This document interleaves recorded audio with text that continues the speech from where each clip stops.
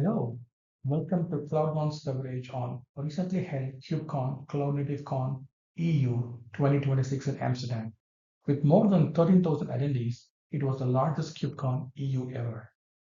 The cloud native community gathered in Amsterdam made a bold claim that Kubernetes is the AI OS. I was there. I served on the review committee for the inaugural Agentics Day as well, one of the co-located events. And I want to give you the honest analysis, not the keynote version. Let's start with an important stat presented at the keynote. 82% of organizations have adopted Kubernetes for AI workloads, but only 7% of them deploy AI workloads on a daily basis. Jonathan Bryce called it a gold rush and a challenge in the same breath. That gap between adoption and production is the entire story of KubeCon 2026. To evaluate the AI OS claim, you need to be precise about what an OS actually is. Three layers: a kernel, scheduling, memory, and hardware abstraction, system services, routing, storage, and identity, and the app dev layer, the SDK that developers actually write against, Win32 APIs, Android SDK, etc. These three layers make a real OS. The third layer is what makes an OS for developers. Without it, you have infrastructure, not a platform.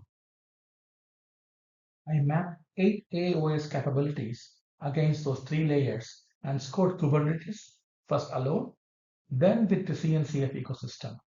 Hardware abstraction, present. Workload orchestration, present.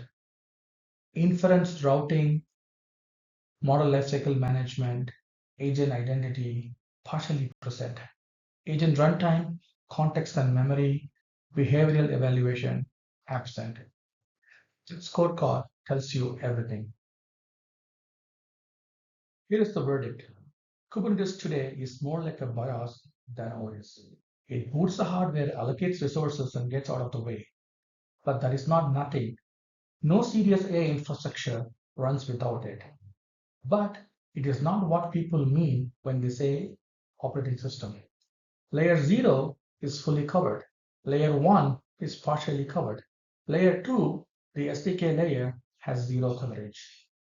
So the claim that Kubernetes is the AI OS is two layers premature. There's also a messaging problem that Amsterdam did not resolve. The day one keynote opened with a coherent inference story, the need for distributed inference survey, LLMD, conformance, CPU scheduling, etc. Then closed with an agentic AI story, MCP A2A, and the future of open source. It also claimed that the future of cloud native is agentic. These two do not target the same audience. One is an ops problem for hyperscalers. The other is an application architecture problem for AI native developers. Collapsing them into one keynote serves vendor positioning, not practitioners.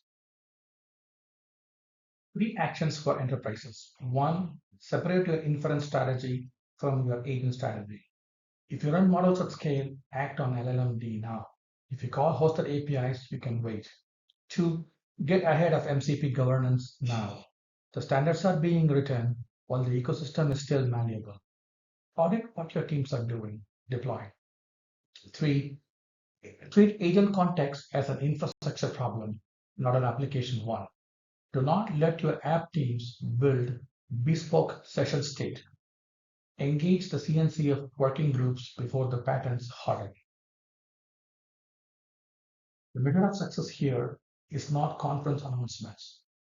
It is whether an AI native developer with no Kubernetes knowledge can ship a production grade agent system without thinking about the underlying infrastructure. Again, can an AI native developer with zero Kubernetes knowledge ship a production grade agent system without thinking about the underlying infrastructure? That standard does not exist today. But the CNCF gets there before the next wave of AI app dev frameworks do, making Kubernetes irrelevant. That is the real race. Again, whether CNCF gets there before the next wave of AI app dev frameworks do, then we're making Kubernetes irrelevant. That is the real race. Check out the full analysis at cloudon.ai or on my LinkedIn page. Thank you for listening. Thank you. Ciao.